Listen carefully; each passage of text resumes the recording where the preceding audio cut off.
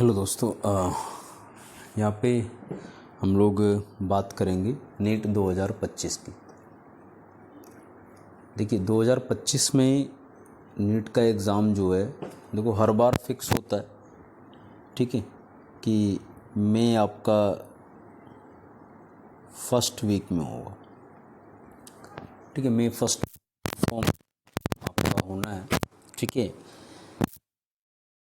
तो 2024 का जिन्होंने एग्ज़ाम दिया, ठीक है, अगर उनको लग रहा है कि भाई मेरे नंबर 600 से नीचे ही हैं, तो उनको बिना टाइम वेस्ट किए एक आधे वीक में तैयारी स्टार्ट कर देनी चाहिए अपनी फॉर 2025, ठीक है।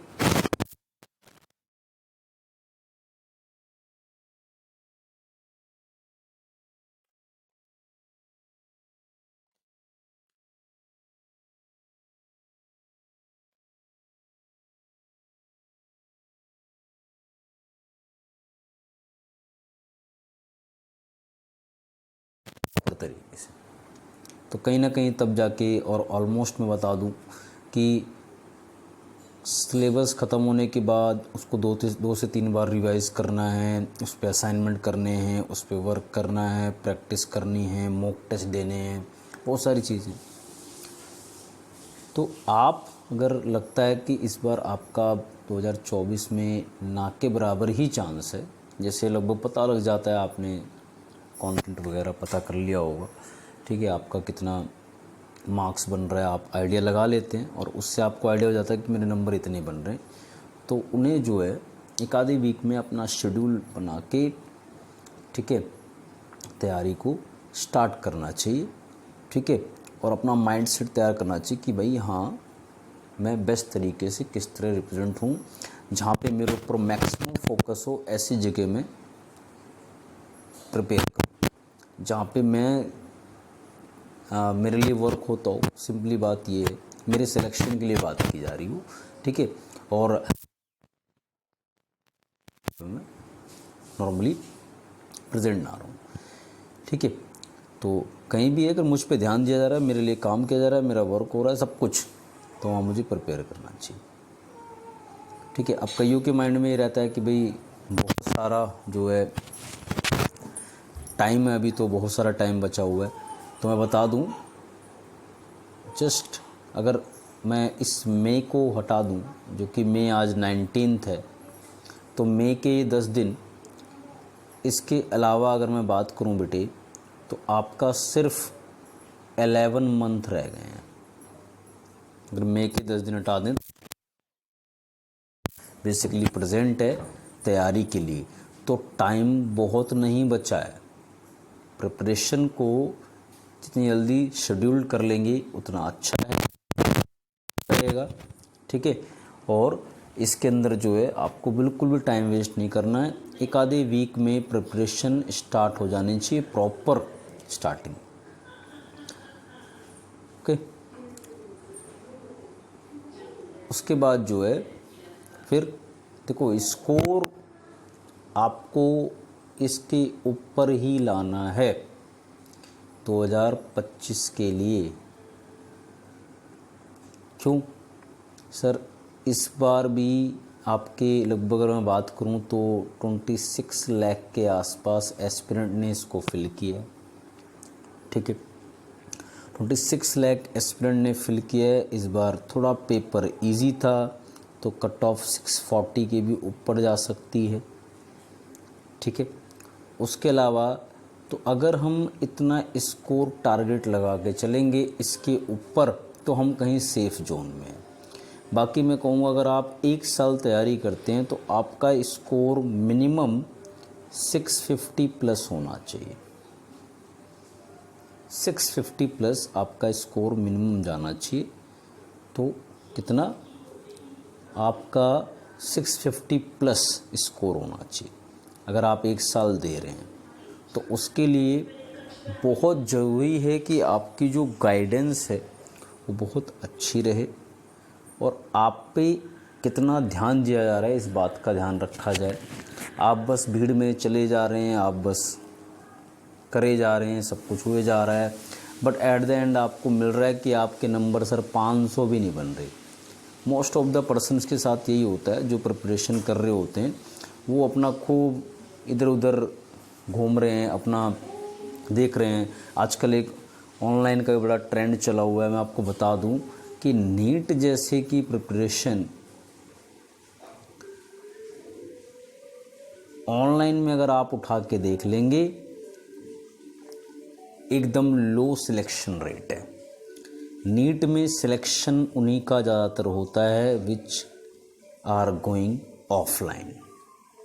अब इस बात को जितनी जल्दी समझ जाओगे उतना जल्दी आप कहीं ना कहीं अपने जो भी एम है उसको अचीव करने में कामयाब हो जाओगे। टाइम बर्बाद करोगे तो आप बर्बाद करिए, 2025 भी दीजिए, 2026 भी दीजिए, 27 भी दीजिए, 28 भी दीजिए, कोई एज लिमिट तो है नहीं, ठीक है। नीट में तो अपने एज लिमिट नहीं है। तो आप इस बात को समझें कि टाइम कम है, स्टार्ट करना चाहिए within a week, at least 1 June से शुरू होना चाहिए, जून से। तो उसके बाद हमें बिल्कुल भी बहुत ज़्यादा ये नहीं होना चाहिए कि भाई जो है मैं यहाँ जाऊँ वहाँ जाऊँ। सिंपल है, जहाँ मेरे ऊपर बेटर ध्यान दिया जाएगा, मुझे स्कोर इसके ऊपर करवाने का काम किया जाएगा, वो शायद 1-2 क्लासेस में आपको समझ में आ जाता है, वहाँ पे जाना चाहिए। दूसरी चीज़ कि मेरे ऊपर बेस्ट तरीके से ध्यान कहाँ दिया जाएगा जिससे मैं इससे ऊपर स्कोर करूँगा।